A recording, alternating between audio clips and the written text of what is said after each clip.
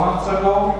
They have a very young and creative team, and they're really working on a problem. It is a real problem, how they deal with the real data and analytics with the multi-sources and how they interact with them. So give our applause to Plamen. Let's see what they do. Thank you.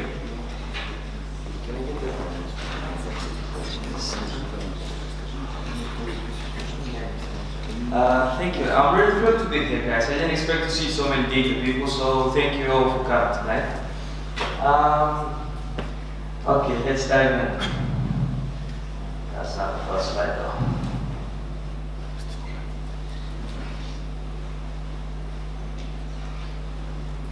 Yeah. There you go. Okay. So my name is Penev. I'm the co-founder of Yatrus Analytics and the chief product officer as well. I love data. I deal with data every day, and I'm growing more into it as well. Now, what I'm going to we'll be talking to you about is real-time data analytics, and let's just dive in, shall we? So, Yatrus is building a platform for discovering early market-moving information by using non-traditional sources for hedge funds and investment banks. Now, what do we mean by non-traditional sources? We mean especially social networks and open data. Let me just give you a couple of examples so that you can get a sense of what we're talking about. Those are two graphs showing, firstly, a tweet by Hillary Clinton in which she was condemning a couple of biotech companies by saying that their products are overpriced and their research and development has been flawed, which took their stock prices by something like 5%. While this is here Elon Musk, I'm sure you all know about it, the Tesla CEO, who by making an announcement on Twitter managed to raise the valuation by 900 million just by a single tweet. The valuation of Tesla Incorporated was raised by 900 million. Now, in order to get to all that interesting real-time analytics, we need to look at the larger big data landscape for it. And I really think that this panel tonight is a great example of the big diversity that the big data landscape is presenting. So, as we saw at the beginning, Transmetrics is representing the Internet of Things part of big data, the machine data, sensor data. We just saw a great presentation according to Alexander Mamouth-Debiu, which was talking about the architectural and infrastructural stuff from big data. We at Yatrus, we represent the social side of data, the social networks and human-generated data. So, since at the beginning I saw that a lot of people that probably have read at least one article about big data. I'm not going to go too deep into those things. You know the three V's, you know volume, velocity, and variety. And so you know that 90% of the data in the world today is being created in the last 2 years alone. The problem that I want to emphasize on, though, from the three V's is the problem of variety. Because that's the problem that we at Yatrus Analytics are really concerned with and trying to work towards solving. So, what is the problem of data variety? Well, simply, it's data is everywhere, and it's in all forms, in all structures, and in all formats. And it is very hard to be able to combine disparate data sources and to be able to ask questions against them as a whole, so that you can integrate them and ask bigger questions against more and diverse data sources. These are just a few of the examples of the industries that are already doing great things with big data. I'm sure you know about marketing and personalized advertisement, cybersecurity as well, agriculture. They're doing great things in the States right now, actually, with predictive analytics, combining weather data, soil, air quality data, and sensor data as a whole. So the problem of data variety is that it is not easy to put data into context. Now, data on its own is meaningless. It's just some numbers. It's the context and the sources that it came from and how it was generated that give it any sense and meaning. And that's the challenge in front of us. We need to put data into context, and for that task, semantics seems to be the solution. Now, what is semantics? Semantics is the study of meaning of human language and human expression. But in this case, we're talking more specifically about semantic ontologies. Now, can you raise your hands if you know what an ontology is? Okay, that's great. Okay. So I'm not going to spend too much time explaining them, but as a whole, a semantic ontology is just hierarchical, structured description of a domain of knowledge. Now, a domain of knowledge can be a particular science, for example. So, I think the best example I found the easiest to understand is the animal kingdom. So, you know, you have mammals, you have plants, you have vertebrates, you have fungi, and under those you have subclasses, you have instances of animals. Now, that's the basic idea. You can represent almost any domain of knowledge in that kind of hierarchical structure. And this tool of semantic ontologies really turns out to be the key to putting data into context and to trying to solve data variety. I think the easiest parallel that I'm making, at least for myself, it could be far-fetched, but it's the fact that semantics and ontologies are what are for machines, what human language and mental models are for us. Because through language, we get to classify the concepts, we get to classify everything around us, and through mental models, we get to put that in a structure. So you all have in your own fields, be it computer science, be it mathematics, you have your own ontologies of the fields that you're dealing with. So, and you can really create an ontology about anything. You can create an ontology on an economy, on an industry, or a specific company as a whole. Now, ontologies are really useless just on their own. So they really become useful when you get the actual data in them, so that you fill up the structure with instances, and you put them in an actual database where you can query them. When you put them in an actual database, you get what is known as a knowledge base. How many of you have heard of DBpedia or Freebase? Okay, that's all right. So they're part of the linked data initiative, which actually began, I think, in the 90s, started by Tim Berners-Lee, who was one of the founders of the World Wide Web, who proposed the idea of the semantic web, where machines will be able to actually understand every facet of human communication, every part of human language, and will be able to understand the meaning behind it. That's the idea behind the knowledge network. Now, the thing about ontologies is that they can be roughly two kinds. You can either have a very domain-specific ontology, or you can have a very generic one. Now, in the case of DBpedia and Freebase, they are very generic ontologies. So you can have at the top of them classes like people, locations, organizations, companies, and going in subclasses within that. While a very domain-specific ontology would be, for example, an ontology about cardiology, with very specific terms, with very specific relations.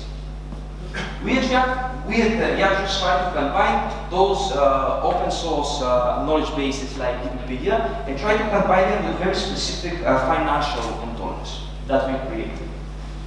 Now these are all actually knowledge networks that are open source and that you can access. The points actually showing the different references that the knowledge bases have. So if this knowledge base is using some classes from DBpedia, that's why it's pointing towards it. As you can see, DBpedia is the most used one. And you know why? Well, it's basically because it's the representation of Wikipedia. And I'll show you all more about Wikipedia.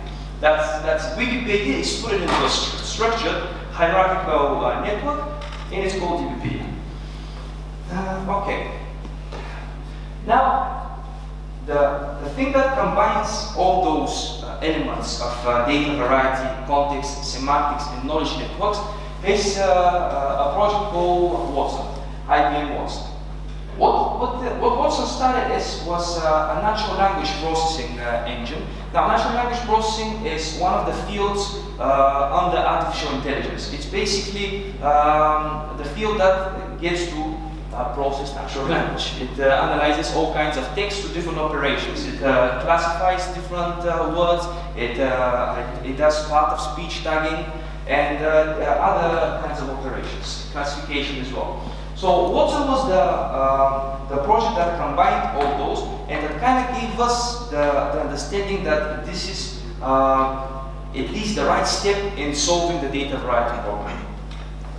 The other thing about Watson is that it's using a lot of those big data architectural platforms that we already talked about. So I'm not going to spend too much time on those. The spine of our system, that is the system that we are building, is Spark. We started with Hadoop as well, but we realized that for real-time analytics, what we are trying to do, Spark was really the tool that was needed.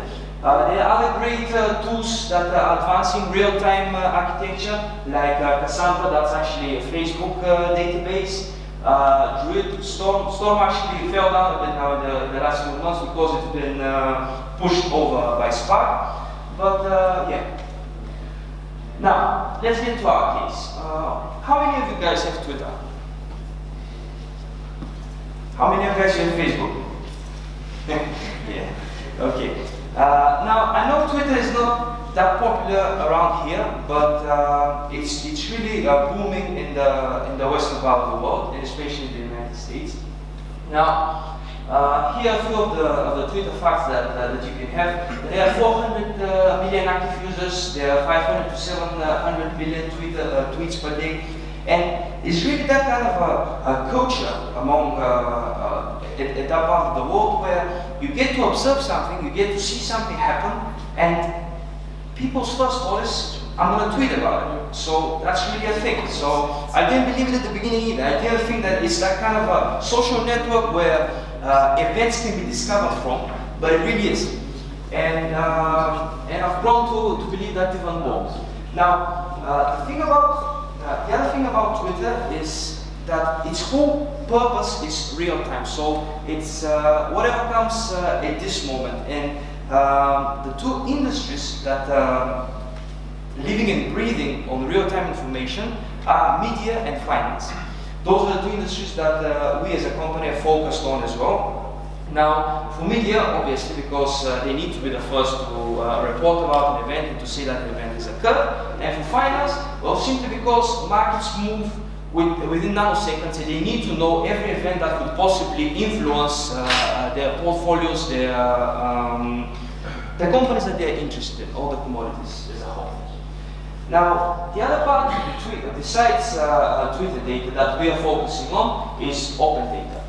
Now, open data is basically data that anyone can access, that can use, and that can download.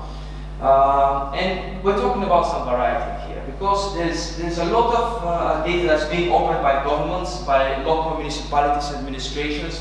There's a lot of data that's being opened by internal companies' data. There's a lot of scientific weather data, and so on and so forth. Now, what we are trying to do really is we're trying to get that open data, and we're trying to import it into that knowledge network that we're building, that I was referring to before. And we are trying to create the context around events that we are finding out from Twitter. Now, let me explain. The flow is the following. We have data from Twitter. Right now, we are utilizing around 30% of Twitter. We're not utilizing the whole Twitter, but we are very careful on our data collection rules.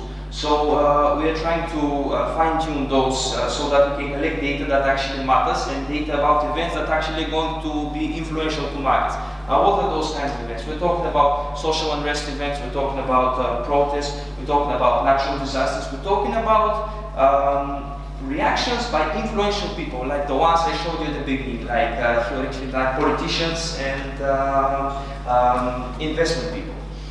The funny thing about Twitter is, who is the most followed person on Twitter? It's the Pope. He has like 5 accounts for every language, and he doesn't follow no one though. He's here. He's just here. He's just here. So we're trying to discover events that are influential to markets and that will become that will become news. We want to discover news before it's news, and we want to get information that will move markets before markets move. That's the basic premise of the system that we want to do.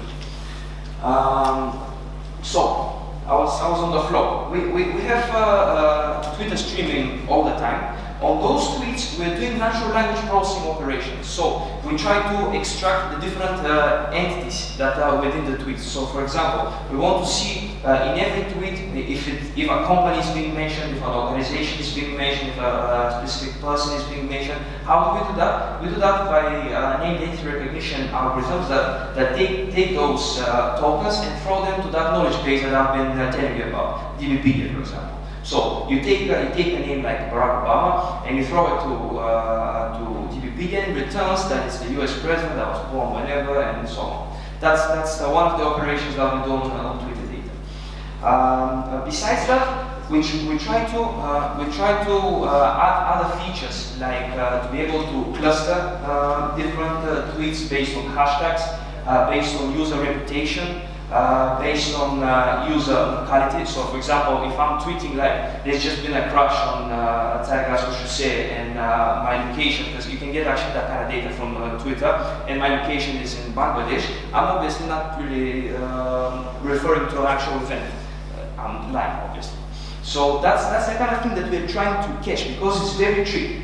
Twitter data is noisy. It's very noisy, and it is very hard to actually find credible information and extract credible events. And that's what we are pushing for. Now, after you've gotten all those natural language processing operations, we get to network analysis. Now, the whole idea behind a network analysis. Now, let me put it simple. Our system is designed to discover events and then to give to the user the ability to explore more information around that event, about the context, about the people that are involved in that event, about the companies that are influenced by that event, and how this event is going to actually influence other companies that are not involved in the event itself directly.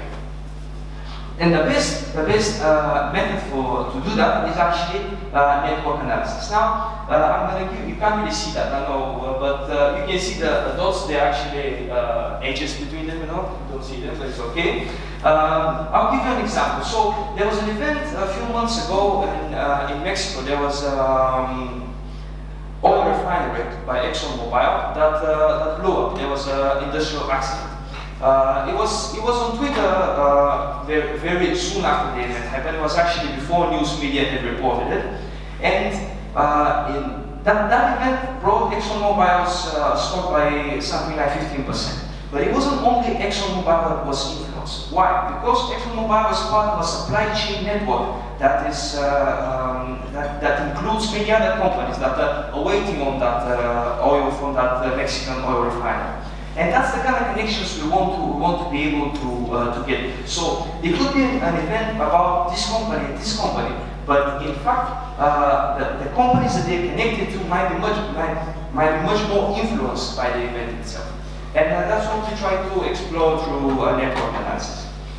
The other real big thing about finance is sentiment analysis. Now, how many of you guys know what sentiment analysis is? Yeah, so it's basically being able to say if the text that you're looking at is having a positive, negative, or a mixed connotation. However, this kind of data turns out to be absolutely crucial for financial markets, and they're really realizing that more and more. Why? Simply because finance and financial markets and trading is not really based on the values of companies. It's based on social psychology. It's based on how people work, how people's minds work, and how ideas flow through society, and how the perception of certain companies' values is being represented. So the thing about sentiment is that you can get a lot of it in Twitter, because everybody has an opinion and everybody wants to share it. So it's very easy to get sentiment data, but it's very hard to go deeper into it. Meaning, right now the state of sentiment analysis is you either have -1, +1 or a 0. So you don't really have the enormous spectrum of emotion that is represented within the text. And that's what we're trying to push forwards to. Now, you can see on this graph the spectrum of emotions that we're trying to get into when we're analyzing text. And bullish and bearish are actually financial terms. It's basically when the sentiment is bearish, it's going bad. So drop it or sell it or whatnot. When it's going bullish, you can buy more because it's going alright. So yeah, that's one of the areas besides network analysis that we are really trying to push forward. Okay, so our approach and our whole analytical framework and approach as a whole towards this kind of things has been influenced a lot by this guy, Penev. How many of you have heard of this guy? Yeah. He's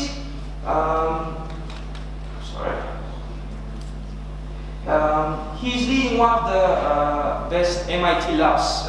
It's called Human Dynamics, and he's really one of the most influential names in big data, and especially in the study of complex systems. Now, have you guys heard of complex systems? Raise your hands again. Okay. Complex systems is an interdisciplinary field that combines economics, sociology, social psychology, ecology, political science, and as a whole combines a lot of different disciplines and tries to take a different approach towards studying complex systems. So until now in science, the paradigm has been reductionism.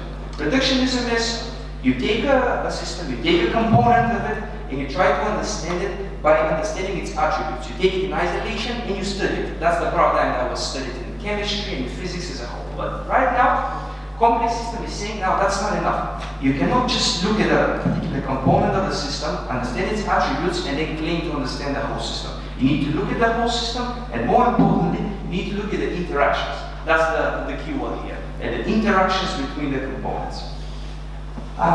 Some examples of complex systems, well, you have ecosystems. Your brain is a complex system because it's 100 billion neurons communicating, interacting at every second. Societies, economies are complex systems. And the real big thing about complex systems is that until now, it had not been able to study them in that way. Why? Well, simply because we didn't have enough data. But now, with big data, we do have enough data to study them, and that's why this field is being pushed further on. That's his book. It's a great book. He calls it social physics because of a 17th century guy who thought that we can understand society through computational social theory, but complex system is the paradigm behind it. So network analysis, as I already spoke about, is one of the main tools that that complex systems try to utilize. Why is it so important? Well, because it's a very good representation of interaction. So you have components, you have the nodes, and you have the links between them, which represent the interactions. The other very nice tool that we are trying to apply to markets and to analysis is fitness landscape. That looks a bit funny, but it's actually a tool from evolutionary biology. It was used to understand how well species are adapted on a particular landscape. Now it's being used to understand how well different companies are doing on a particular landscape. That's a market. And the higher you are on the landscape, so if you're on the top hill, the better adapted, the better fitted you are in the case of species, and the more profitable and the larger market share you hold in the cases of finance and markets. We're far from that, but we're pushing it hard because we really think there's a lot of potential. Okay, so a few conclusions. Now, we've been through a lot of challenges with Spark and with the knowledge bases that we face. Now, firstly, Spark is a great tool. It's really amazing, but it's very generic and it's very hard to fine-tune it towards your particular use case. And that took us some time. Now it's working, so it's all good. The other thing that we have found is that knowledge bases, because we want to use that knowledge base so much, it's been hard to query it the way that it's being given as a public API, for example, DBpedia. So we have tried to raise it up on our own instance and to optimize our query time towards it. The other big thing that we learned was about network analysis and graph as a whole, which is not easy at all. But right now we're in real time streaming data, and you can actually go on and check our demo. Right now we are focusing even more on financial criteria, because the feedback that we've gotten is that the system that we're building is really going to be useful to financial guys.